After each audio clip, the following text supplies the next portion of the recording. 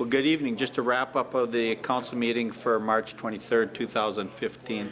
Actually, a little bit, normally, as I've said in the past, we don't cover a lot what goes on in the work session, but because of Lauren Solberg being down there during the legislative session at the Capitol, there are some important things that we need to update the residents in Grand Rapids of.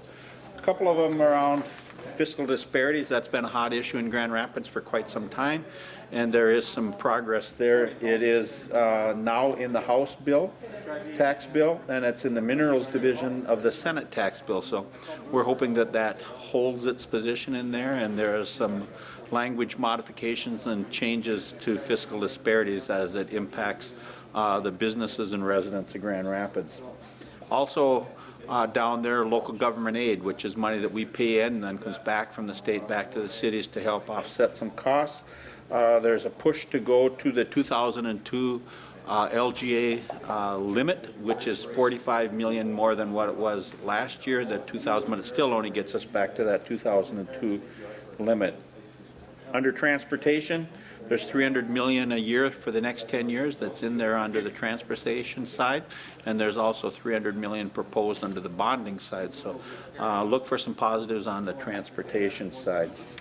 At the regular meeting this evening, there was actually, we did a swearing in, and we read a proclamation, and we swore in the new fire chief. So that was a great opportunity there, and to advance up John Linder into a position in the fire department as well. So we're very pleased with the staffing and the way that the process has gone. Mike Liebel's going to be an outstanding fire chief, as we have had in the past. We've had outstanding chiefs, and Mike will continue in that tradition. And a little later, what we had done under some administration part was we authorized to start an eligibility list for captains. As we start looking at putting people in leadership positions in the fire department, we established an eligibility list, and then from that eligibility list we moved Travis Cole up to a captain's position. We will look at some other positions over the course of the next year or so. Just under the consent agenda, just not a lot there, with three temporary liquor licenses. So there are some activities starting around the city of Grand Rapids as businesses, McRosty, the car show starting to ramp up. They're already in preparation for the car and swap meet coming up in July for a liquor license, and that's always a good sign that we're past the winter months, and spring and summer and fall are just around the corner. We awarded $320,000 of series bonds, taxable limited revenue notes for the First Avenue condominiums. That was approved.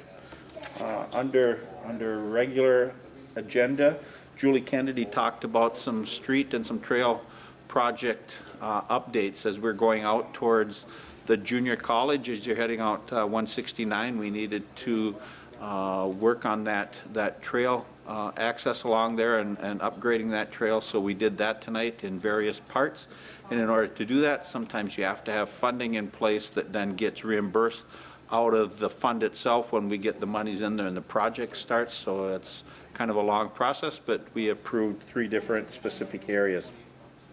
Under IT, Eric Scott brought forward the opportunity to house some data center rack space with Itasca County, so we signed a 5-year agreement with them, $1,500 a year with a 3% escalating clause in there as well. Not a whole lot else happened tonight. I do want to thank all of those that had gone out Saturday for the Polar Plunge for their participation. I'm not sure what the final numbers were, but that always goes to a good cause as we look at supporting that activity. I believe there was in excess of 220 or 230 plungers once again this year out at the Polar Plunge. So with that, we'll look forward to seeing everyone in a couple of weeks as we get ready for our April meeting. Hope everyone has a good evening.